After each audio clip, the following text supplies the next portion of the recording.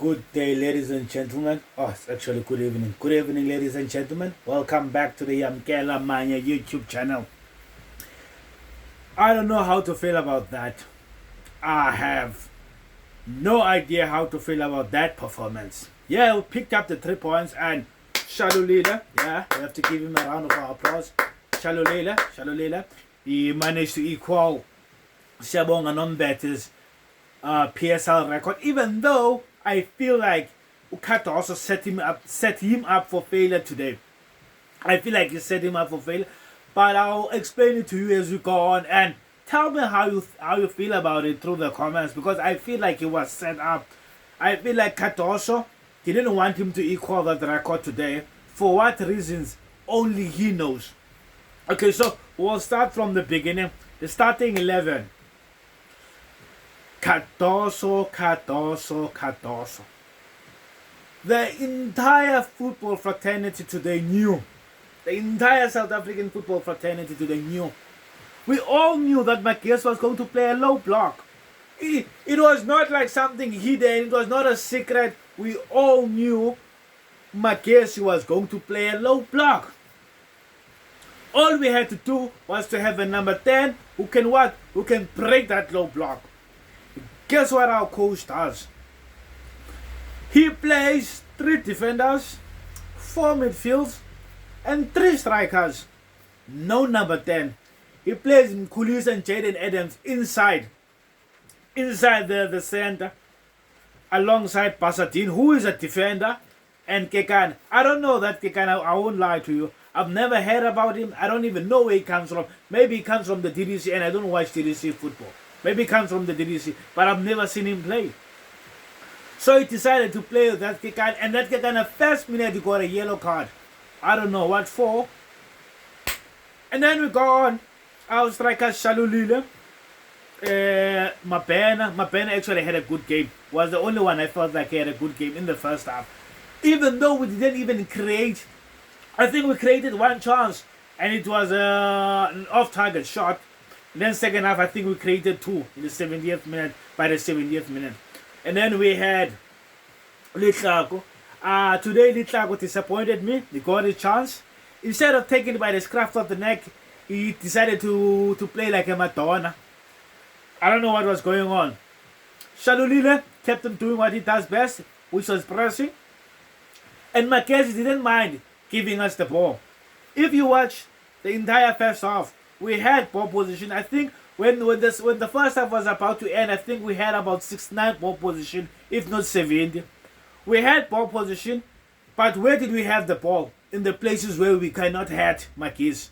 It was either at the back or in the center, but nowhere near where in the threatening places, which is the opponent's half. Nowhere there.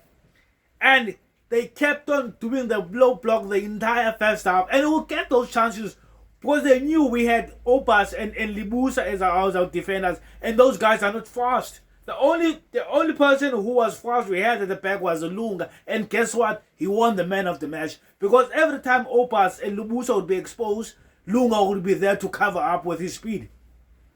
So that's what happened. They got chances. If I'm not mistaken, they managed to hit the post twice in the first half, Marquez, meaning that he was saved by the grace of God from conceding 2 goals before the end of the first half. And remember, we didn't have chances in that first half.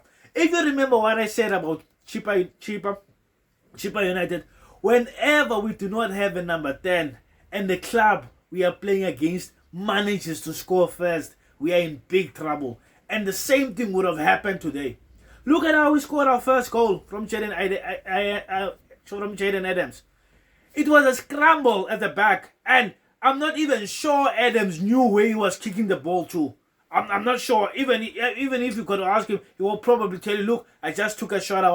My eyes were closed. I wasn't even sure where the ball was going. Because when the ball went in, I felt like, no, someone must have been fouled or whatsoever, or the ball might have hit someone's head. I don't know. So what it went through was that after that we scored, we managed to open Magesi a bit. I feel like we managed to open the Magesi a bit because they started attacking because they were chasing that goal. They were chasing that goal. They were chasing an equalizer.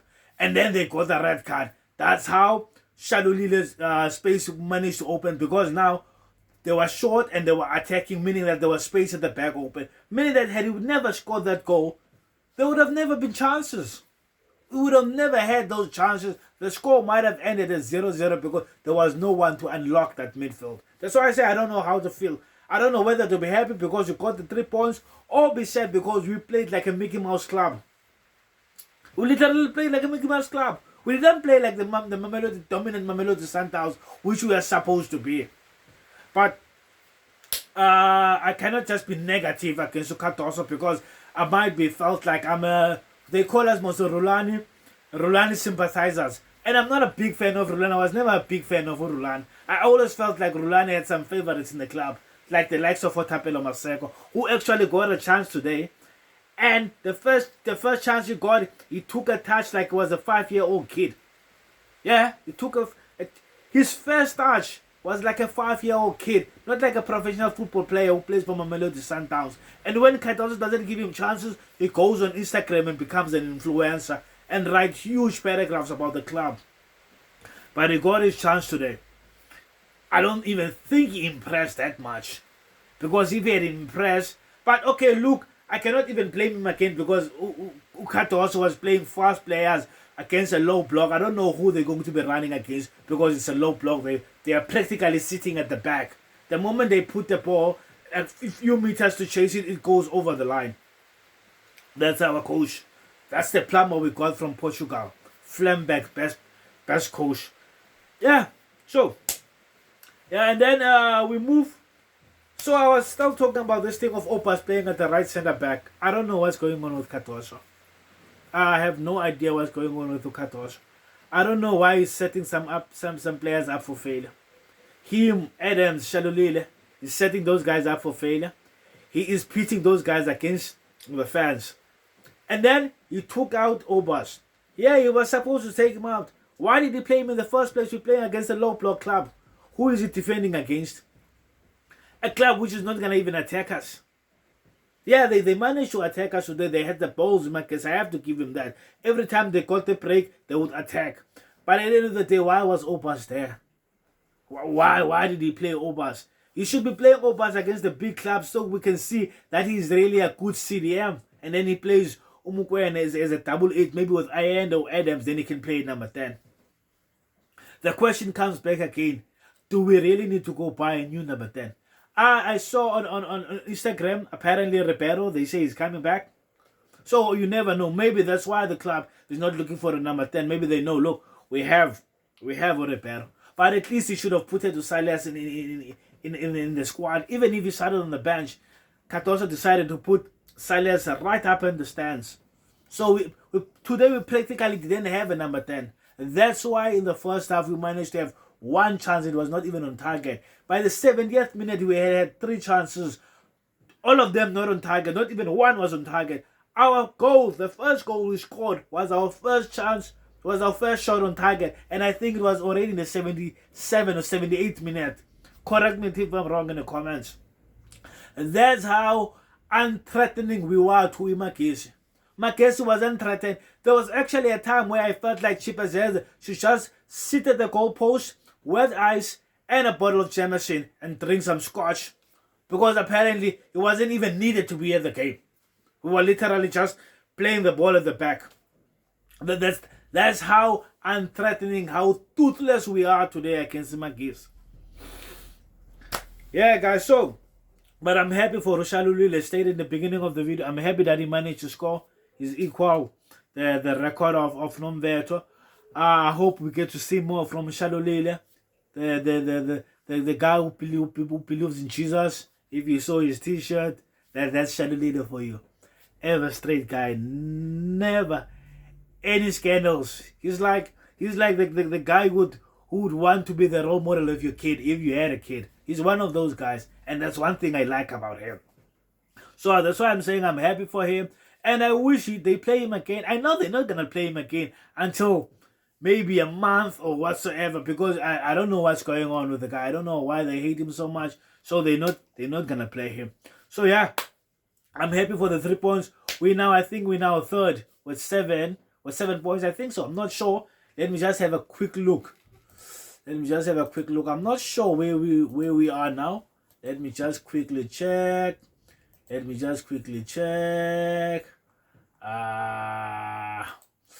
think we are 3. Yeah, we are third, 7 points. Behind us is Durban City. Sekhukhune and Chiefs are number 2. Let me check. Where is Orlando Pirates? Orlando Pirates is 11. So the top 4 is things stand. Is number 1 is Sekhukhune. Number 2 is Mamelodi Sundowns. Number 3 is Orlando Pirates. And number 4 is Stellenbosch. That's how the top 4 is standing now. And I still feel like they're still going to make the top 4, those clubs. But how are they going to make the top 4? I think Sekhukhune is going to be qualifying for the Champions League. The way they have started this season so far, it's guns blazing. And they've already picked up 3 points. I can see Orlando Pirates. And mind you, that was away. Now they're just going to play us and Stellenbosch. Yeah, they lost against Stellenbosch, but that was the MTN 8. So it was not the league. So I'm still waiting to see how they're going to play when they play Stellenbosch on the league. Yeah. And on that game of Orlando Pirates, I didn't watch it, but I just know Sibelebele scored again.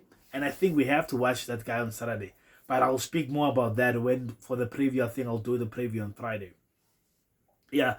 So yeah, man. So I'm happy that we won, but I'm not happy with the way we won. That's what I'm just trying to put out, especially with the 70% ball position, having not been threatening at all. And the substitutes he made, I don't feel like they did any. They impacted the game anyhow, because he put in Ayende. Ayende is not a number 10. He put in Mtobi. Yeah, Mtobi. At least I think Mtobi is the only one who made a change, because after Mtobi came in, we started playing long balls. And even that corner, Mtobi was there, so he was one of the physical players who managed just to cause a bit of a scramble there in the box. And Tapelo Maseko was another substitute he made. Didn't change the game anyhow. And Mapena, as I've said, he played well, but he had started the game. Yeah, so we move on. Yeah, there are some of those games which are not that good, but you still manage to win. And these are one of those games, but I feel like this game we should have won. And the field, the less said about the field, the better, because it was horrible. And luckily, it was not one of our players who got injured. It was actually Chippers, as their goalkeeper got injured. I think he got a hamstring, but he still played on. Because if you could see at the end of the game, he kept on touching his hamstring. I think there was a bit of a twitch there, which had happened. Yeah, so we told them that the field was horrible, but they still persisted on playing it, because they thought maybe Mamelodi Sundowns will be the team which gets the injuries. Because when we play in these fields, because we don't even train in such fields at Chlorokop, we have like an A-grade field. So if you go to such a field, we are bound to get some injuries. On Zwane, still no news.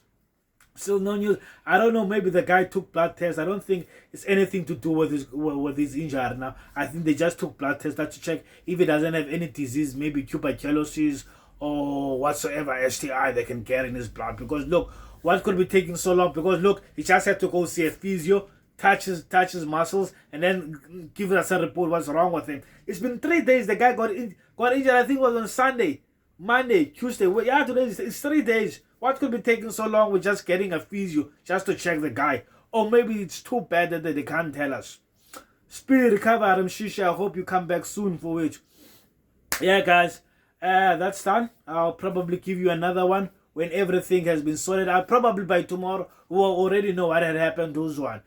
Probably, I just wish we'd know what had happened to him. Yeah, guys, love and leave you. Don't forget to like, subscribe, hit the notification button to be notified once a new video has been uploaded. Love you.